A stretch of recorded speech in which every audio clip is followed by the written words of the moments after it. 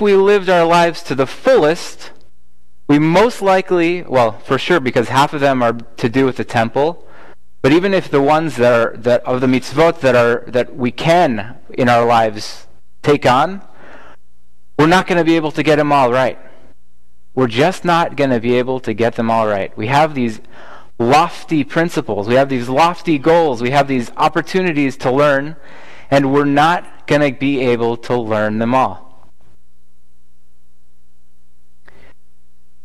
Any tradition worth its salt is going to give you, even if it's like the Buddhists who only give you just a few very simple techniques for how you should live your life, they're going to give you things that are just even a little bit, if not a lot, out of your possible reach. The Buddhists, even with only 8 principles sometimes, of how to live your life, sometimes 16. Or the Christians of just, love your neighbor. That's hard. It's something that is just out of our reach. We have 613, even more so out of our reach. I think it says something about our tradition. One of the highest forms of praise for a student of Judaism, somebody who's attained mastery, is Talmid Chacham. Even in the name for somebody which Talmid Chacham is a student who is wise. A Talmid Chacham. That's one of the highest forms of praise for a student. For a master, really. It says something about what we value. We value always striving for the next thing. What's the next level we can get to? Understanding that even when you are a master, there's more to learn.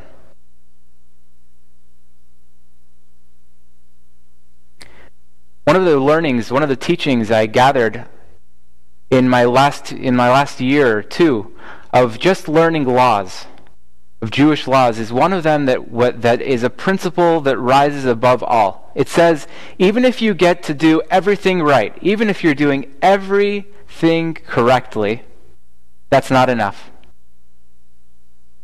So, okay, we already know we can't attain all 613. We can't get it all right. That's not possible. And yet, even if you did get to do all of the mitzvot the right way, you lived your life exactly by the letter, not enough. We're supposed to hang out with the right people. We're supposed to surround ourselves with people who are of high moral character and value. But this one law says, if you're doing that for your own benefit and not for the benefit of society, not enough. We're told, yes, we're supposed to learn Torah. We're supposed to teach. If you're doing that for your own benefit, not enough. B'chol derachecha de'ehu. We're supposed to know God in all of our ways. That means that when we're hanging out with the right people, when we're doing the mitzvot, we have to have an intention set. The correct intention of bringing good wisdom into the world. I want to just try something together. We can try this. Think of a time when you did something kind for someone else. Think of a time when you did something kind for someone else. Try to recall the feeling that gave you. I know that for me, those are some of the greatest feelings I have of satisfaction. Nothing matches that feeling. Similarly, when somebody has done something kind for you, something loving for you, somebody who did something you didn't expect, they loved you. They've reflected back to you, yes, you're worth it. Yes, you can do it. What did that feel like? Probably pretty great. This week's portion, toward the end, God says, Oseh chesed la'alafim le'ohavai. I'm going to do great kindness to thousands of generations of your descendants if you do things out of love for me. And I think about Yitro, who at the beginning of our Parsha, out of love for Moshe, gives him a message that says, Moshe, I love you. I care about you. I think you're great. I don't think there's anyone greater than you. And yet I want to give you this wisdom because I love you. And Moshe takes those words to heart. More than that, thousands of generations now later, we're taking those words to heart because that message landed with love. I think there's a way in which those times that we recall of when people love us and reflect our godliness back to us, those are the things that stick. That's why I think God accepts our loving kindness more than just if we did things out of a different motive.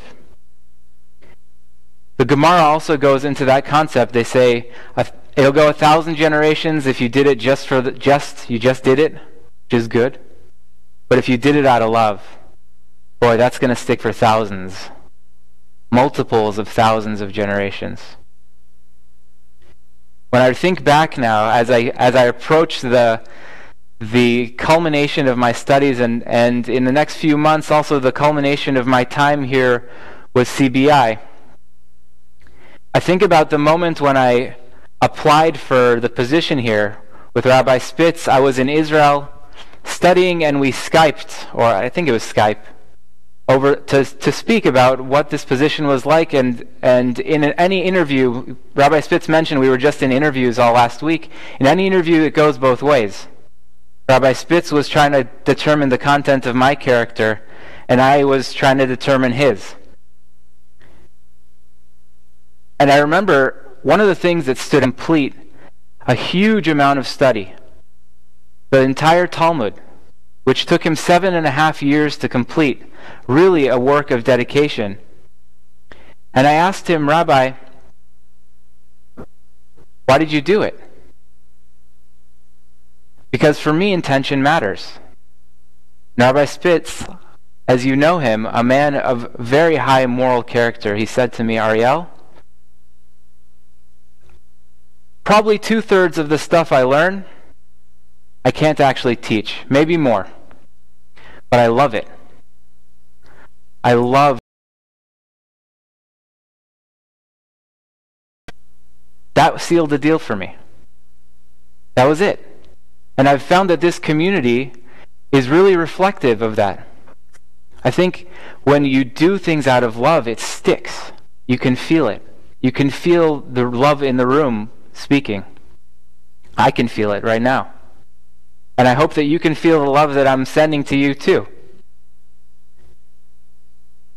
My blessing for us in this week and in these months ahead and the years that are to follow is that we can see our tradition as pushing us just a little bit further, not seeing those books on the wall as a barrier, but seeing them as an opportunity of dedicating our lives, of dedicating ourselves to stretch, to reach a little bit beyond in a loving way. Because when we do that, we know for ourselves that when we give love to others, it uplifts us. Do it for others' sake. Do it for God's sake. Do it for your sake. Shabbat Shalom.